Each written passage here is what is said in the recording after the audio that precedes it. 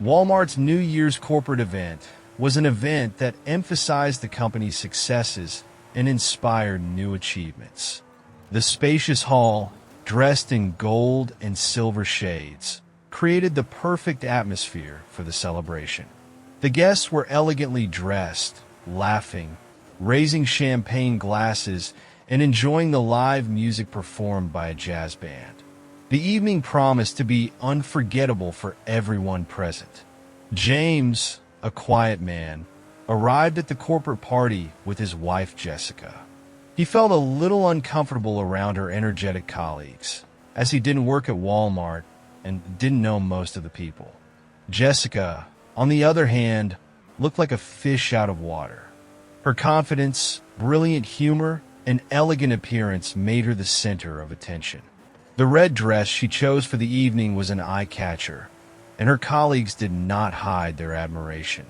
Among the guests, she often chatted with two men, Brad and Tyler, who worked in the sales department. Both were well known for their charm and sociability. Their jokes and easygoing manner always created a group of listeners around them. James watched them from the bar, where he was trying to find something to do while looking at the decor and sipping cocktails. His anxiety grew with each passing minute. Jessica was spending more and more time with Brad and Tyler, and their conversations seemed too casual.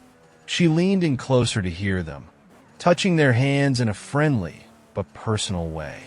Her laughter was more frequent than usual and too open. James tried not to jump to conclusions. He realized that this was a corporate event, and socializing was part of her job.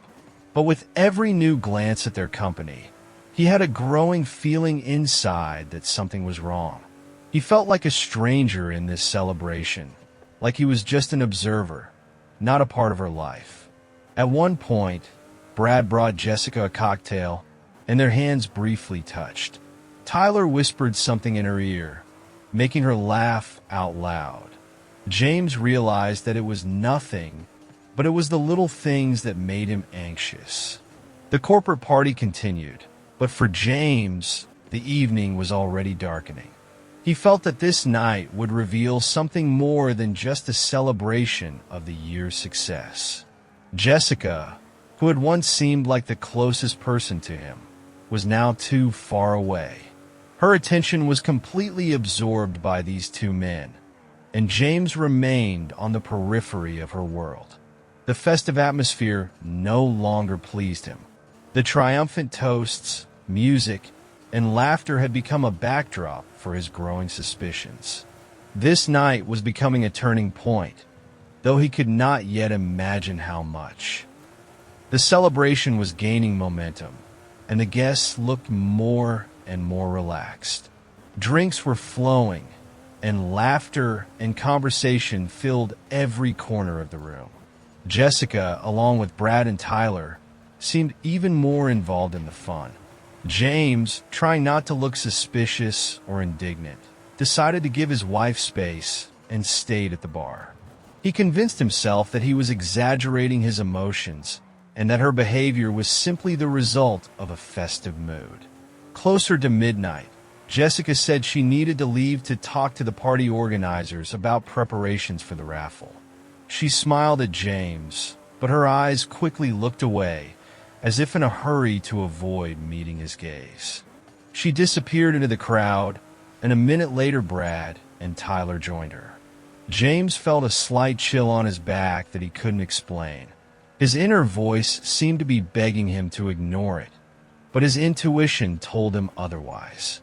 A few minutes passed, and he noticed that none of them were returning. Time passed, but the trio did not appear. Determined not to sit idly by, James set out to find them. He walked slowly through the corridors of the conference room, trying not to attract too much attention. His first attempts to find Jessica in the main premises yielded nothing. She was neither near the organizers nor in the smoking room. Walking further, he noticed a door to a small room that was usually used to store equipment. Light was barely visible from under the door, and the sounds coming from it had nothing to do with work or organization. James slowed his pace. His heart was beating loudly in his chest, and each step seemed harder than the last. As he got closer, he stopped and listened. There were muffled voices inside, snatches of laughter, and something more that stopped him in his tracks. His hand involuntarily reached for the doorknob, but he stopped, as if afraid to see what he already knew. Out of the corner of his eye, James noticed a small gap between the door and the frame. Looking inside, he saw a picture that would change his life forever. Jessica was in the center of attention, her behavior clearly going beyond any professional or friendly relationship. Brad and Tyler were also behaving too intimately, their actions and gestures causing James not only indignation, but also deep shock.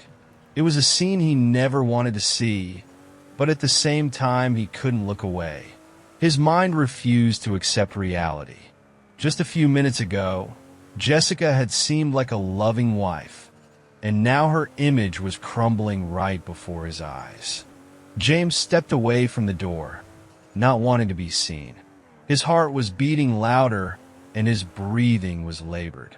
Back in the main hall, he didn't know what to do. Internal chaos filled his thoughts. James tried to remain outwardly calm, so as not to attract the attention of the other guests. But every sound, every laugh in the room seemed hollow and alien to him. His world began to crumble, and he didn't know how to put himself back together.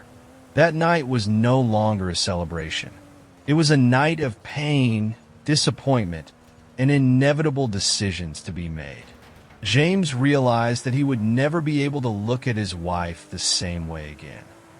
James continued to search for his wife in the long corridors of the conference hall, his inner premonition never leaving him. He knew that this night would be a turning point in their lives. His intuition led him to a service corridor where several doors led to back rooms. One of them had a dim light, and the sounds of laughter and conversation reached his ears. James stopped in front of the door, feeling his heart beating faster and faster in his chest. As he cautiously stepped closer, he heard voices that were familiar to him. They were Brad's, Tyler's, and Jessica's. Taking another step forward, he noticed a small crack in the door. Looking inside, he saw a scene that confirmed his worst suspicions. Jessica was in the company of both men, and their behavior was clearly intimate and went far beyond friendly conversation. They all behaved as if they were absolutely sure of their inviolability. The shock of what he saw pierced James. For a few seconds he stood there, stunned, as his mind tried to take in the reality. Finally, he opened the door, and the silence that followed was almost deafening. All three of them froze in place when they saw him. James's gaze was steady, but filled with anger and pain. He said only a few words that expressed everything he felt. Jessica tried to justify herself, but her words sounded hollow. Brad and Tyler didn't even try to find an explanation, their smug look disappearing as quickly as any desire to argue. Not wanting to hear any more excuses, James silently turned and left. This moment was the end of an era that had once seemed happy to him. He realized that this marriage based on trust was now broken forever. When he returned home, he made his final decision.